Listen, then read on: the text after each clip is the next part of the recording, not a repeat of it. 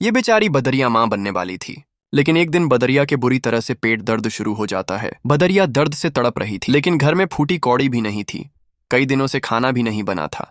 लेकिन फिर भी बेचारा बच्चा माँ के लिए दवा लेने बाजार जाता है, लेकिन उसके पास पैसे नहीं थे। तो बेचारा बच्चा डॉक्टर के सामने अपनी माँ के लिए गिड़गिड़ाता है, लेकिन डॉक्टर दवा देने के बजाय उसको बेरहमी से मारता है। बेचारा बच्चा तड़पते हुए बिलबिलाकर जंगल की तरफ भागता है। तभी रास्ते में कुछ शेर बच्चा पर हमला कर देते हैं और बच्चा को मार देते हैं।